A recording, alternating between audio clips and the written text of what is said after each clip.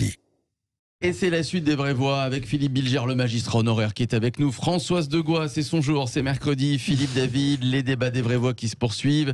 Les deux policiers accusés d'avoir roué de coups le producteur de musique, Michel Zecler. Souvenez-vous de cette affaire de violence policière. C'était le 30 novembre dernier. Ils sont sortis de prison hier en détention provisoire. Ils ont été libérés. Michel Zecler qui aujourd'hui dénonce la bienveillance de l'État en cajole mes agresseurs. Voilà ce qu'a dit le producteur de musique. Est-ce que vous êtes d'accord avec lui? Est-ce que cette libération vous choque? 0826 300 300. Françoise Degois, la libération des deux policiers qui étaient en détention provisoire. Est-ce que ça vous choque, cette libération, pas, Françoise? Je ne suis pas pour la détention provisoire. Je pense qu'autant que faire se peut, à un moment donné, on est dans une civilisation. Mais là... On essaie de l'éviter au maximum, en général, oui, la détention généralement, provisoire. elle s'arrête quand il y a eu confrontation. C'est d'ailleurs l'argument de l'avocate de Michel Zecler, c'est celui-là. Ils sont libérés, il n'y a pas eu de confrontation avec la victime. Donc moi, ce que ça me heurte, c'est-à-dire que autant j'ai défendu l'idée que la République ça se découpe pas en morceaux et que si des policiers ont droit à des aides pour notamment aller à leur procès, à partir du moment où ils sont condamnés et que ces aides sont remboursées, ça m'a pas heurté plus que ça. Je trouvais que symboliquement c'était évidemment le signal envoyé par Darmanin pour calmer un petit peu, mais là franchement c'est trop, c'est insupportable. On a quand même le sentiment l'aide plus la libération, on a sans confrontation. Encore une fois, et imaginez, et l'argument de Zecler est très fort, imaginez qu'il n'y ait pas eu cette vidéo, où est-ce qu'il serait Zecler en ce moment? Il serait en train de faire Noël en tôle, probablement. Ouais. Voilà. Alors, non mais sérieux, hein, je suis vraiment... Philippe Bilger, alors sur l'argument de l'avocate, sur la confrontation, on ne sort pas de détention provisoire tant qu'il n'y a pas eu confrontation. Je rappelle qu'ils sont sous contrôle judiciaire et qu'ils ne peuvent pas s'approcher de la victime. Et ils n'ont pas le droit de rentrer dans le 17e arrondissement. Non, mais enfin ça va, le contrôle judiciaire, ça va, ça va aller, ça va être cool. Ils ont failli tuer cet homme. Je veux dire, on n'invente rien. On a la vidéo sous les yeux, le tabassage qu'il a subi. Enfin, faut pas délirer. C'est des gens en costume. Pourquoi ils sont sortis de prison alors qu'il n'y a pas eu de confrontation, Philippe Bilger? Comment ça se fait? Je suis très souvent d'accord avec François sur le plan judiciaire, mais pas là. Parce que depuis que l'information a été ouverte, l'instruction, à mon avis, est exemplaire. 3 policiers sont incarcérés. Il y en a 2 qui, aujourd'hui, sont mis en liberté sous contrôle judiciaire strict. Pour quelle raison? Parce que les magistrats instructeurs ont considéré que les interrogatoires des policiers, notamment des 2 qui ont été libérés, ont fait en sorte qu'on ne peut plus craindre une pression sur qui que ce soit ou une altération des propos.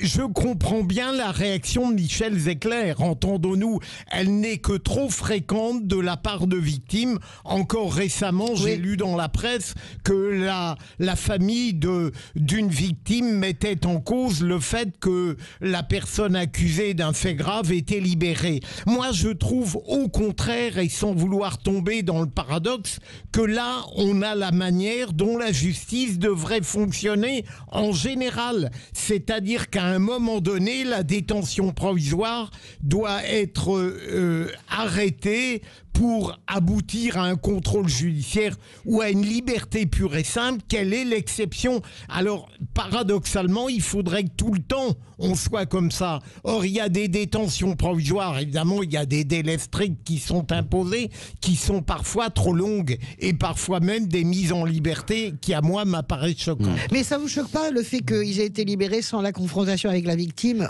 hormis le fait que l'instruction est bien menée? Mais François, ça ne me choque pas pour une raison simple, c'est que à partir du moment où les magistrats ont interrogé à fond les 2 policiers qui sont remis en liberté, il me semble que l'enjeu du débat est parfaitement défini. On sait ce qu'ils ont à dire, on n'a plus besoin de les garder. La confrontation, on peut imaginer ce qu'elle deviendra.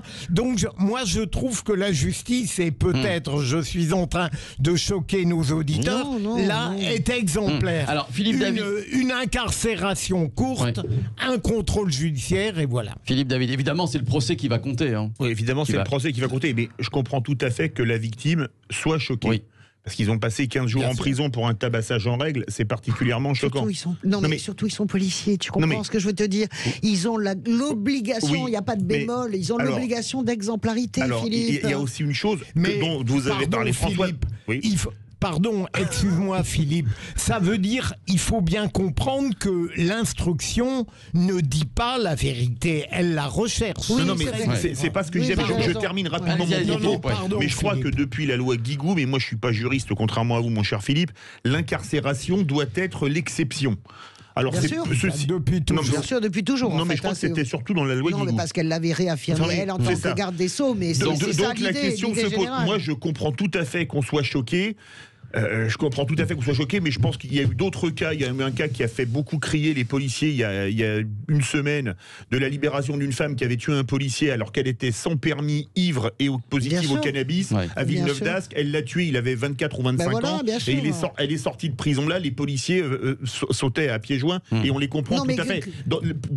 Pour les victimes, je comprends que ce soit dans tous les cas.